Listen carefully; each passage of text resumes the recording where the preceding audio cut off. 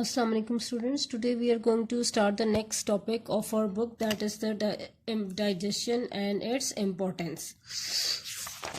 I hope students previously you have understood the process of digestion. Today we are going to study about the digestion. The digestive system is divided into two parts, the mechanical digestion and the chemical digestion. In mechanical digestion, simply the breakdown of larger food particles or complex food particles takes place, and in chemical digestion the enzymes break down the food into smaller pieces. What happens when we take food inside our mouth? The teeth are present to break down the food into smaller pieces. Inside the mouth, an enzyme known as salivary amylase is present. This salivary amylase reacts with the complex carbohydrates and breaks them down into the simple carbohydrates. Carbohydrates are basically the sugary substances present in our food. Okay, from the mouth, the food reaches the esophagus. The esophagus is simply a long passage that allows the food to reach the stomach.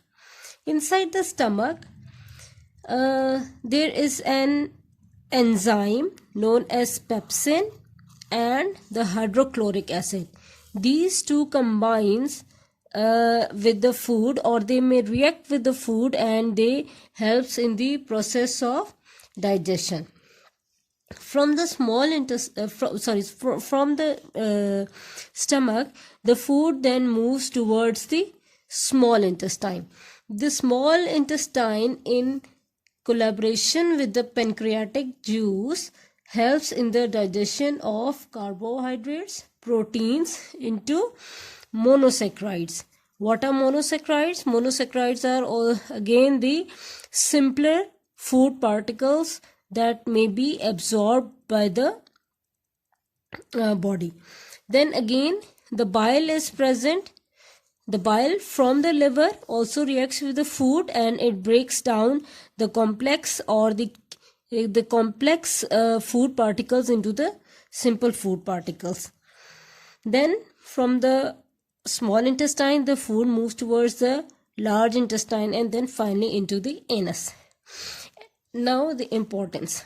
Basically, what is the importance of the process of digestion? Why does the food break down into the smaller pieces? Because our body cannot get nutrients from the bigger food particles or the complex food particles. It is necessary that the food particles should be broken down into smaller pieces, and the smaller molecules of the nutrients are easily absorbed by the blood and pass towards the each and every part of the body. Basically, the blood is important to collect all the necessary nutrients from the digestive system, and it is supported towards the whole of the body. Now, how does the digestion of various kinds of food take place?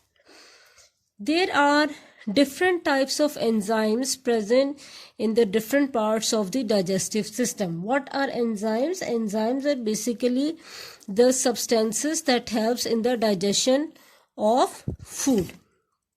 First is salivary amylase. Salivary amylase is the saliva in the mouth.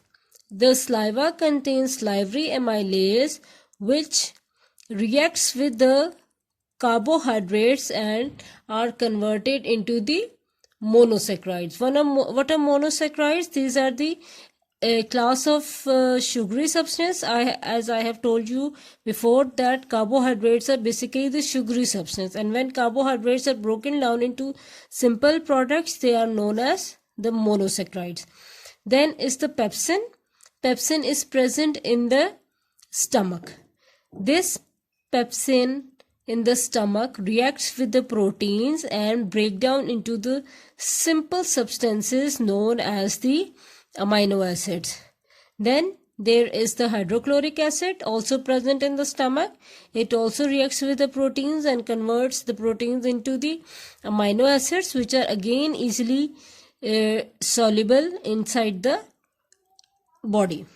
Then the bile is present in the liver that reacts with the lipids. Lipids are basically the oily substances present in the